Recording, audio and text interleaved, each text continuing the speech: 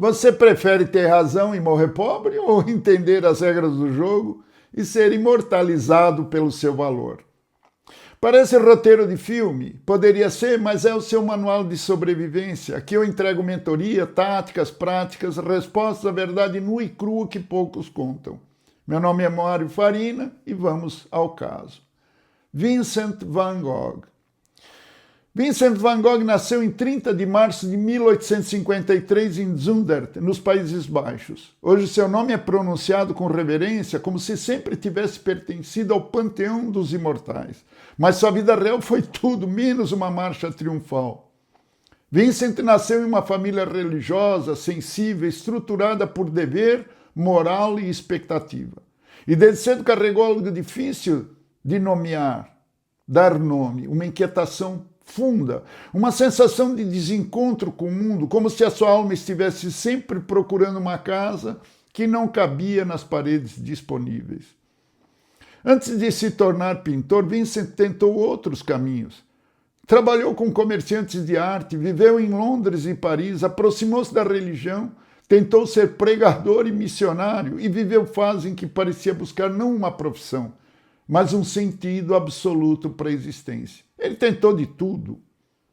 Odiou o comercialismo, foi pregador entre mineradores pobres e foi expulso pela igreja por ser extremista demais. O drama de Vincent era a desadaptação, ele não cabia no mundo. Essa parte de sua vida é decisiva porque Van Gogh não começou como artista adolescente já decidido. Ele começou como um homem em busca de vocação, quase em luta corporal com a ideia de propósito. Só por volta dos 27 anos decidiu se tornar artista. Era tarde para os padrões comuns e cedo para a história perceber que, na década seguinte, ele produziria uma obra monumental. Nos primeiros anos, Vincent trabalhou duro para aprender desenho, composição, figura humana e observação do cotidiano. Em vez de correr atrás de glamour, voltou-se para trabalhadores, camponeses, gente simples, rostos marcados, mãos cansadas, interiores escuros. Dessa forma, nasceu Os Comedores de Batata, obra em que ele quis captar não elegância, mas a verdade humana. Van Gogh não estava interessado em embelezar a vida para torná-la aceitável, queria alcançar sua densidade moral, queria pintar gente que comia o que havia plantado com as mãos que a terra havia endurecido. Depois, em Paris, seu olhar mudou. O encontro com outros artistas e com novas experiências de cor o arrancou das sombras densas da fase holandesa e o empurrou para uma paleta mais viva. O que antes era terra escura começou a ganhar amarelos, azuis, vibrações, contrastes. Vincent não abandonou a dor humana, apenas encontrou um novo idioma para ela. A cor deixou de ser ornamento, passou a ser energia emocional. Foi nesse período que sua pintura começou a se aproximar daquilo que o tornaria inconfundível. Imagine você mentalmente a França rural do fim do século XIX. Um homem ruivo, de olhar febril, caminha sob o sol escaldante de Arles. Ele pinta como se estivesse em transe. Em 1888, ele foi para Arles, no sul da França. Ali, sob a luz intensa do Mediterrâneo, sua produção explodiu. Campos, girassóis, quartos, cadeiras, cafés, o céu, a noite, o amarelo como febre, o azul como vertigem. Vincent queria fundar quase uma comunidade de artistas, um lugar de trabalho intenso e renovação criativa. Gauguin foi para lá, mas a convivência entre os dois foi marcada por tensão, diferenças temperamentais e atritos profundos. Ao fim desse período veio o episódio do ferimento na orelha, cercado de sofrimento psíquico e incerteza quanto às causas exatas. É importante dizer isso com cuidado. Van Gogh não pode ser reduzido ao mito do artista louco.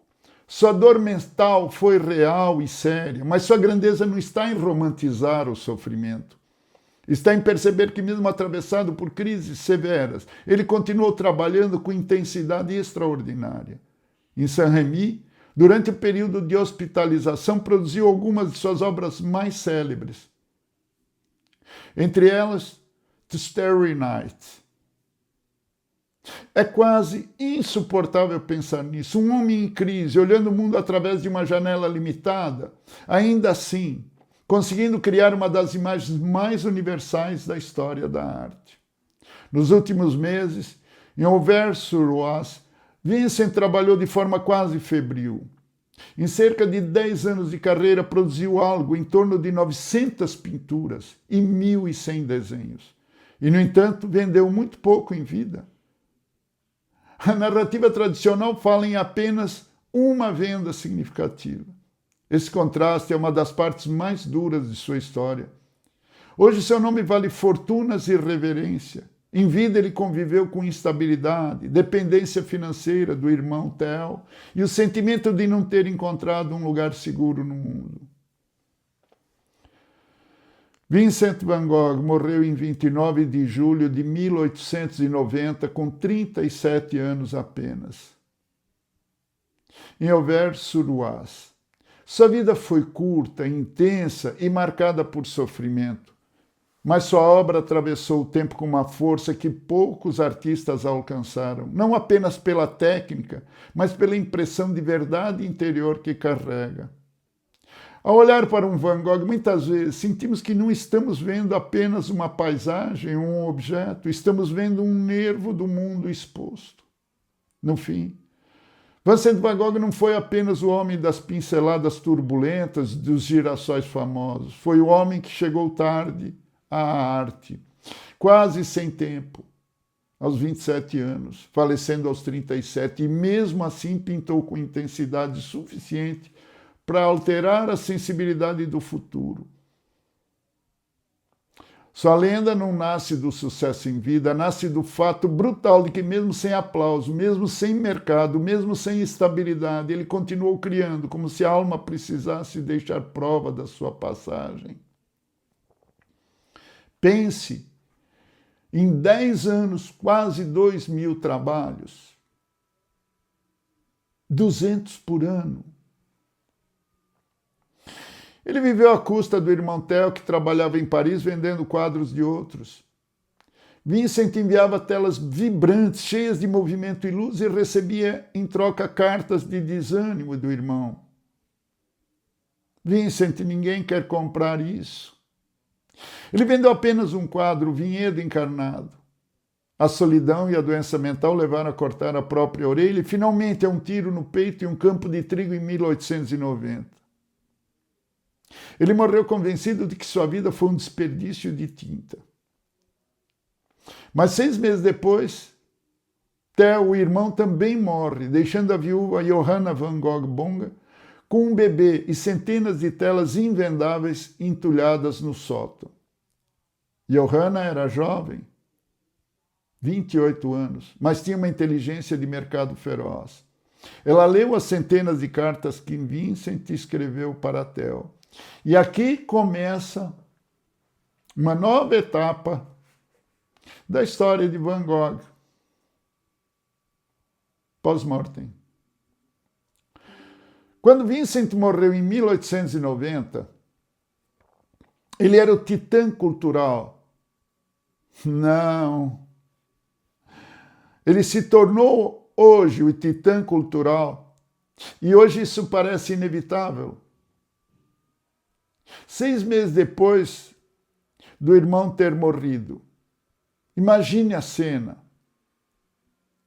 Foi nesse cenário quase cruel.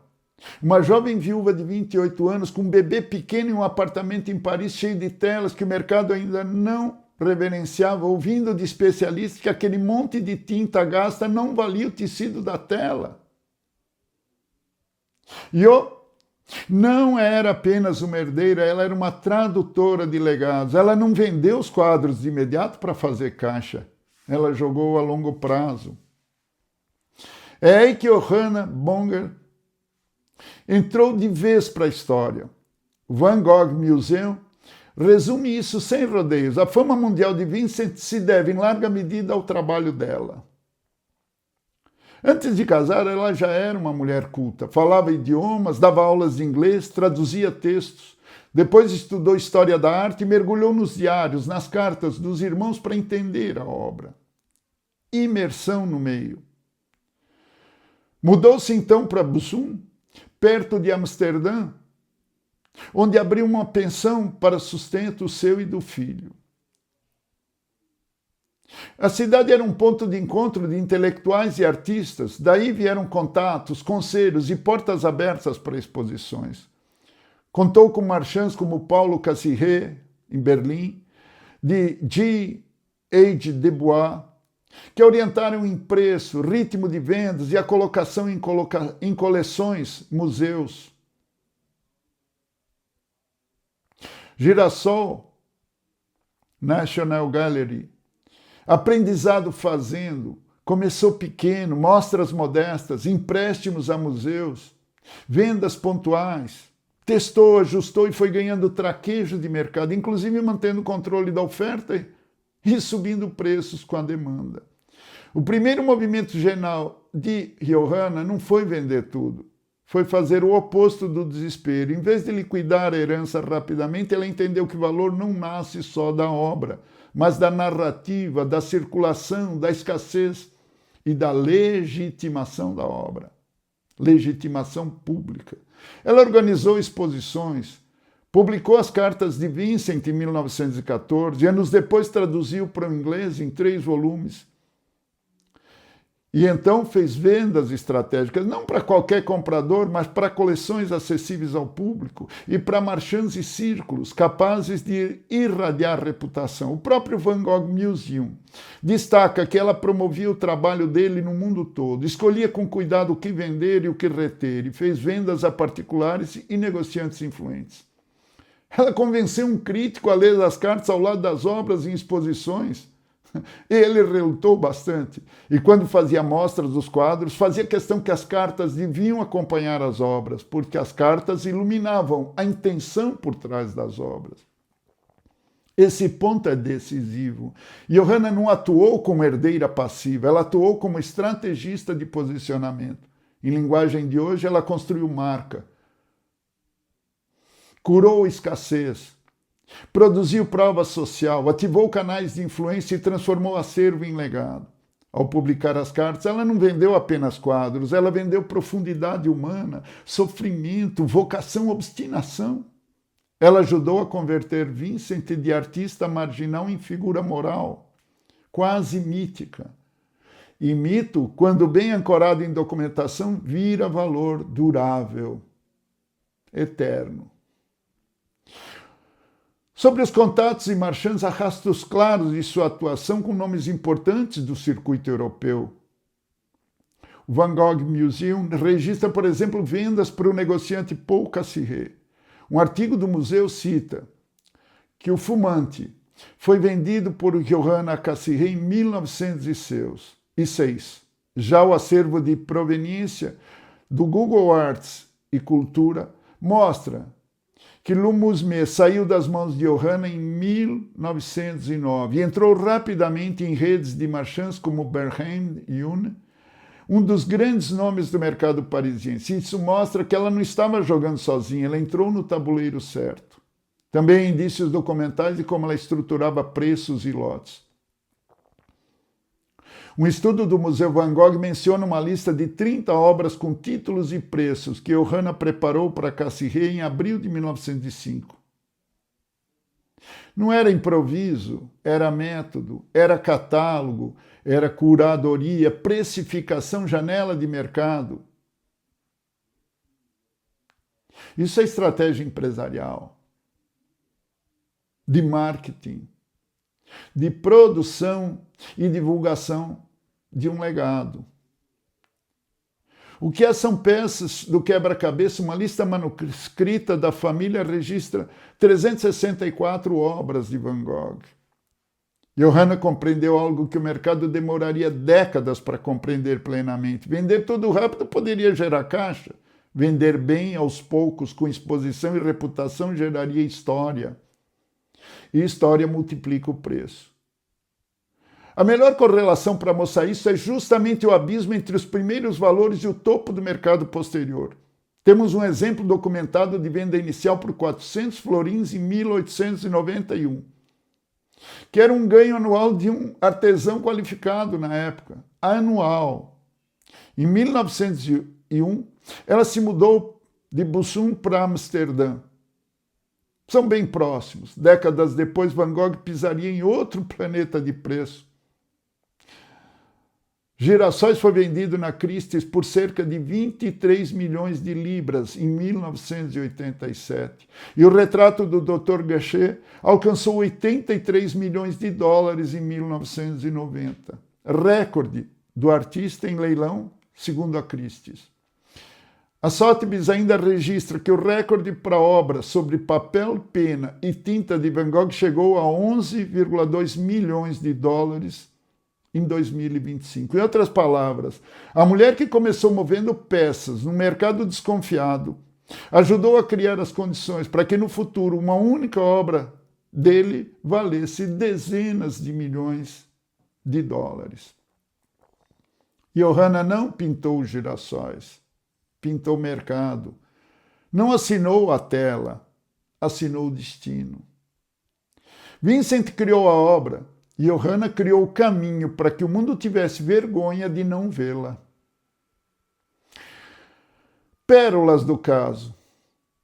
Aqui eu tenho que citar a curadoria de reputação. Vincent tinha o produto, o talento, mas Johanna tinha a narrativa, o posicionamento para o mercado. Ela provou que o valor de um profissional não é o que ele faz, mas que os outros acreditam que ele faz. O final da jornada, graças ao trabalho exaustivo de Johanna por 30 anos, Van Gogh passou de um louco desconhecido ao pilar da arte moderna. Hoje, suas obras superam a marca dos 100 milhões de dólares e ele é uma marca global.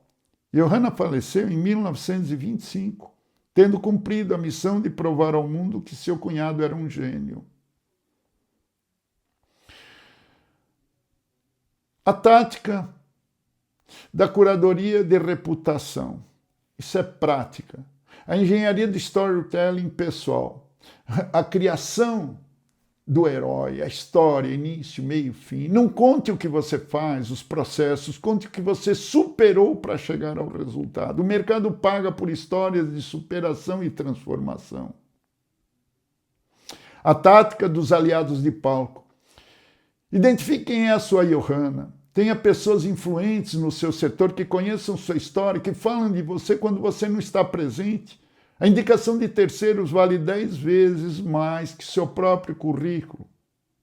Essa rede de contatos. A gestão de escassez. Não se mostre disponível o tempo todo. A percepção de valor sobe quando seu tempo é visto como um recurso limitado e disputado. Criação de demanda. Documentação de processo, como as cartas de Vincent. Guarde registros do seu desenvolvimento. Cases de sucesso documentados são provas sociais inquestionáveis em uma negociação de aumento ou promoção, em uma negociação empresarial, em uma parceria de negócios. Posicionamento de categoria. Se você não é valorizado na sua empresa atual, talvez você seja o Van Gogh no lugar errado. Mude para o ecossistema que valorize o seu estilo específico de entrega. Mas tenha entrega de valor, consistente, continuadamente. Perguntas. É ético criar um mito sobre a minha pessoa? Desde que seja baseado na sua verdade e competência, sim. É a diferença entre mentir e destacar a sua melhor versão, sua narrativa pessoal. Como lidar com a falta de reconhecimento imediato? Continue produzindo com excelência, mas invista muito tempo na construção da sua rede de contatos que vai dar visibilidade ao que você produz.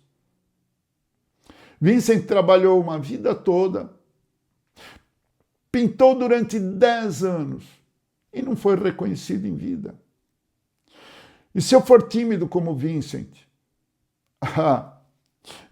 Perda de timidez é fundamental. Aprenda a perder a timidez.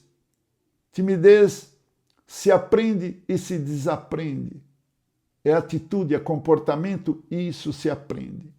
Mas use as plataformas digitais, como faria hoje Johanna, deixe que seu conteúdo e seus resultados falem por você sistematicamente. O marketing pode salvar um profissional medíocre? Ah, por pouco tempo.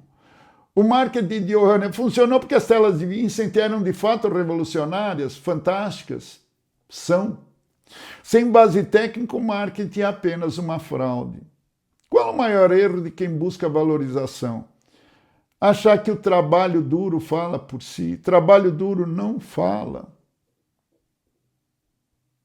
Não é visto automaticamente. O resultado da tua produção não é visto e reconhecido automaticamente. No mundo real, o trabalho duro é mudo.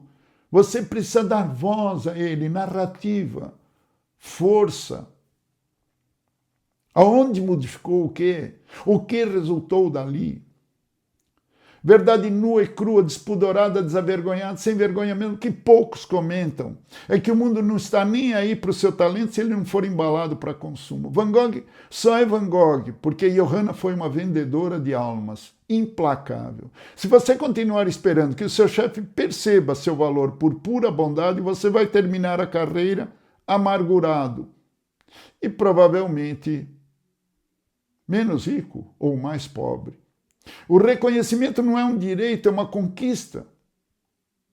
Se você não gerenciar a sua reputação, alguém vai fazer isso por você e às vezes vai fazê-lo de forma negativa.